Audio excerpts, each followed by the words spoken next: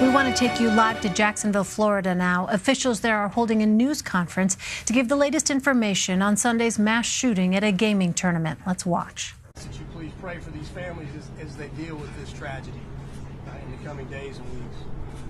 I'd like to thank the media for joining us as we come together to provide the community with an update on information and dismiss any rumors regarding the events that took place earlier here today. So here's what we know. So this afternoon there was a Madden 19 tournament event at Chicago Pizza at the Jacksonville Landing. At 1:34 p.m., 911 calls came in stating that people had been shot inside the Chicago Pizza. 2 minutes later, at 1:36, officers were on scene at Chicago Pizza inside the landing. Shortly thereafter, businesses in the landing went on lockdown as other patrol units worked to evacuate the area. When the SWAT and bomb teams arrived on scene, they also conducted a detailed sweep of the landing. So there were 3 deceased individuals at the scene, one of those being the suspect who took his own life. There were 9 victims transported by JFRD to area hospitals. 7 of those had gunshot wounds. In addition, there were 2 additional gunshot victims that self-transported themselves to local hospitals. I'm happy to report that they are all in stable condition at this time. So let me recap. There were 14 total victims, 12 with gunshot wounds and 12 with other injuries that were sustained during fleeing from the restaurant. So please note this number may change as we learn of other victims who may have transported themselves to area hospitals. If you are a victim and you have not heard from us, we ask that you please call us at 630-0500 to report this. The single suspect in this case is a white male. This is pending confirmation, but we believe the suspect to be 24-year-old David Katz from Baltimore, Maryland. And the FBI is assisting us with that leg of the investigation in Baltimore. We have located and impounded the suspect's vehicle, and a search of that is pending. But we believe he stayed somewhere locally last night, maybe in a hotel.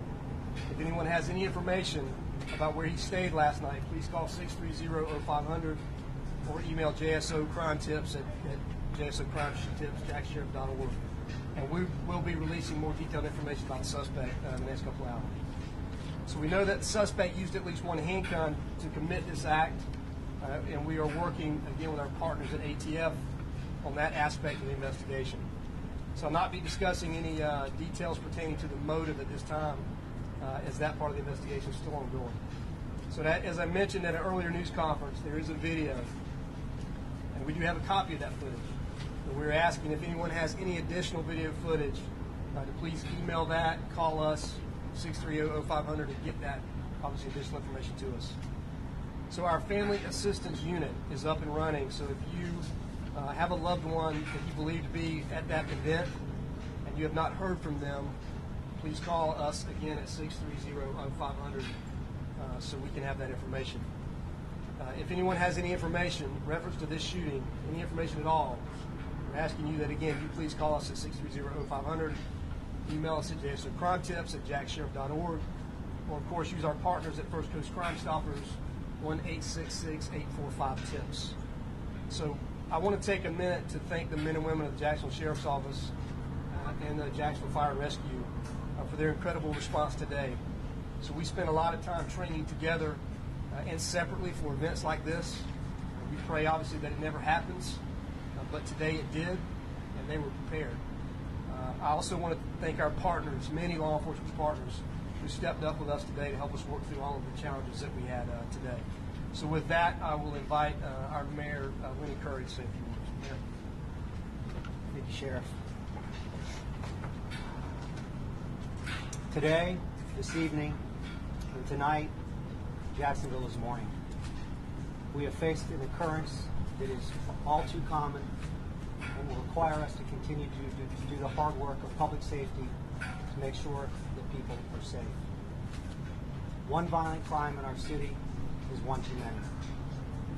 Tonight, we pray for the wounded, and we pray for the families of those who are lost. Sheriff Williams and JSO are working with State Attorney Nelson and law enforcement professionals from local, state, and federal agencies. We thank them for quickly responding and securing our downtown. Our local fire and rescue professionals rapidly responded, running into chaos to start saving lives. Local medical personnel at several hospitals responded perfectly. At terrible times, we see the best in people. And today is no different. There are witnesses who have not hesitated to talk to law enforcement, and we need that to continue. If you have any relevant information about this incident, you should call the numbers the sheriff and his team are publicizing. Governor Scott and scores of leaders from around the state have expressed their condolences and support. To all those and anyone watching, I say this: pray for Jacksonville as we deal with this senseless tragedy. All right, thank you, Mayor. With that, I'm going to have Charles Spencer, who's the SAC at the local FBI office, say a few words. Spencer. Thanks, Sheriff. Again, I express my profound sympathy for the victims of this tragedy and for the Jacksonville community as a whole. At this time, the FBI is providing investigative and technical assistance to the Jacksonville Sheriff's Office. We also are providing assistance for any investigative leads that take us outside the Jacksonville area. Currently, as stated by the Sheriff, FBI Baltimore and ATF Baltimore are assisting in the investigation in Baltimore. The effective response to this incident highlights the strong partnerships that the FBI, Jacksonville Sheriff's Office, and all the partners in the community have when responding to this incident. They responded quickly and efficiently. It also highlights the effectiveness of the training that we do together and the exercises that we continually do to prepare for tragedies such as this. The Jacksonville Sheriff's Office response to this incident within 2 minutes of the first call for service is exemplary, and the Sheriff should be very proud of his deputies. I just want to reiterate one final time that if you have any videos, you have any information to this about this incident, you need to share it with the Sheriff's Office as soon as you can. Thank you very much. Sheriff?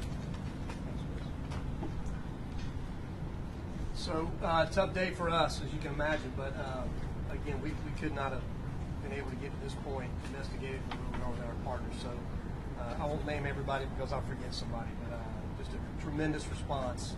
Local, state, and federal agencies coming together, responding to help us here in Jacksonville, and we appreciate it. Moving forward tonight, we're going to be releasing some additional information about potential street closures that obviously are being impacted by the investigation, business closures at the landing. When we finish mapping that out, we'll release a map of what's closed. It'll be a small footprint around the landing. It will not be all of downtown. If you work near the landing, you might want to pay attention to that. If you work other parts of downtown, you'll be fine. It won't be impacted. And again, we'll get more detailed information about that out later tonight. So with that, we'll be able to answer people. Sheriff, was he a gamer in the competition? He was here for the competition. Did he know the victims? I do not know the answer. Sheriff, was he? Have any details of the motive? Not at this point. But Sheriff, what can you tell us about the victims who lost their lives? Were they gamers? Do you have any details? Have you been in contact with their family members? So we're still working, Vic, on all of that. So even potentially at this point, confirmation of victim ID has not yet been done. You said there were Sheriff, we saw So- a robotic device go in that searches for bombs. Right. Are they still searching areas right now? No, not at this point. So we have, not realizing the catalyst for the event, obviously we took all precautions, and that was one of them. Sheriff, How many people were inside when the shooting happened? So I don't have that number, but there was a large number of people inside the restaurant. It wasn't full, but there were enough people in there. What was the fire marshal's capacity for that establishment? So the fire marshal capacity is 238, I think I've heard. There's nowhere near that. Not even close. Sheriff, a lot of The Uh, people. number of fatalities versus the number of injuries, please. So the number of fatalities is 3 to include the suspect. And then you have an additional 9 who were injured from gunshot wounds and 2 that were injured, again, fleeing the restaurants. Can you Sheriff, spell what the happened with husband's security? name? Security. How much security was there? So that's, I don't know. We have to look at that down the road. Sheriff, have you heard this? Victims were local or not? So again, until we can confirm the identity of the victims, I can't answer that question. But that's something that we're working on. And once we do that, keep in mind, then we're going to have to reach out. If they are from out of town, it's going to take some time to locate those families. Is there another suspect So our in family custody? unification process, our family assessment process, is very narrow at this point. So we Is kind there of know another what we're working suspect on. in custody? There is not another suspect in custody. There's only one suspect. Sheriff, we know that Jacksonville Fire Rescue was nearby doing some training. Was able to get equipment in the safety. Talk a little bit about that. Yeah, they were. They were close by doing some elevator work, I believe. They've been in this building, and were able to respond quickly.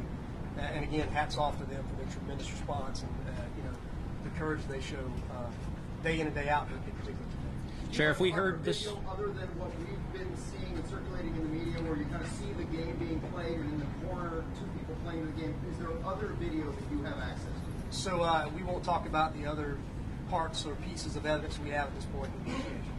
Sheriff, the witness is still being questioned over at the Performing Arts Center. So we may be wrapping that up, and we're very close to closing down witness and interviews and that type of thing. So Sure. there may be a few left. Sure, will security measures increase after this? So that's a question that we will obviously delve into in the coming days and weeks. But that's something that we'll be looking Were at. the cameras inside this restaurant when the shooting unfolded? There were cameras inside.